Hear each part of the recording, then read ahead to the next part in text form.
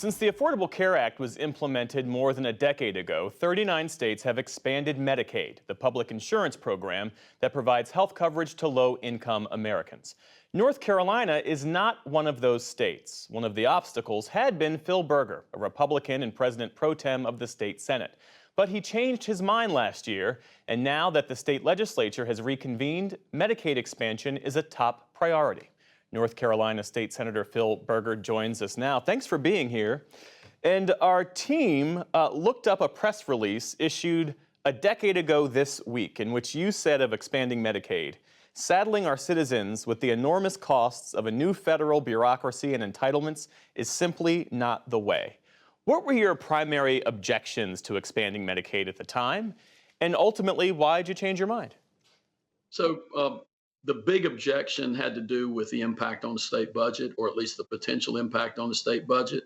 It was a new program. The federal government said that they would be paying 90% of the cost. Traditional Medicaid, the federal government pays about 66% of the cost. That difference between 66% and 90% could bust our budget in significant ways. And so there was a concern about whether or not the federal government would keep its word.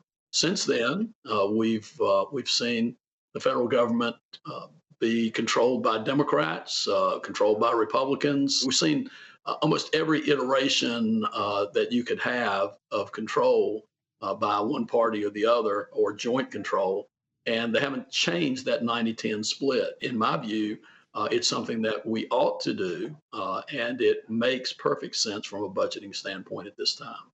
There was also an initial concern, as I understand it, that expanding Medicaid would have discouraged people from looking for work. Is that right?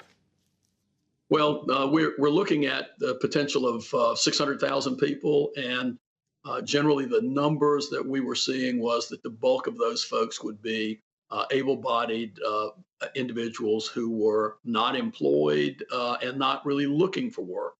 The reality is that with the way the federal program is designed, uh, more often than not, what you have is a situation where folks who would be eligible for Medicaid in the expansion population are people that are actually working full time. Sort of the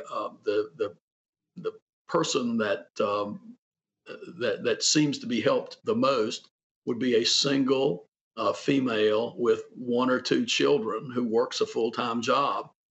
She's not eligible for traditional Medicaid, not eligible for subsidy of an exchange policy, and so she just falls through a gap and does not have the funds to purchase private insurance. So I actually think that at this time, a substantial number of the people that will be covered in the expansion population are people that are actually working. Now, you still got a good number of folks who will be able-bodied, not working, not willing to work, who will be covered. But I just think that on balance, given the choices that we have, it turns out to be the best policy decision for us to make at this time. There are few incentives these days for elected officials like yourself to change your mind on major issues like this. Might there be any consequences? What's your level of concern? I think the public, by and large, is supportive of expansion of Medicaid. I think the opposition is clearly there. It's probably more pronounced in what would be described as a very red district. But even there,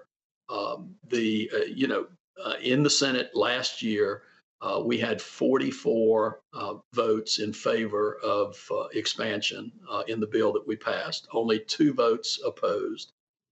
Most of those 44 positive votes were Republicans in Republican leaning districts or strong Republican districts. And quite frankly, I don't remember expansion being an issue in either a primary or at this point in the general election in the way that would have been 10 years ago, or that people would have thought would even be now. North Carolina State Senate Leader Phil Berger. Senator Berger, thanks for your time. Thank you.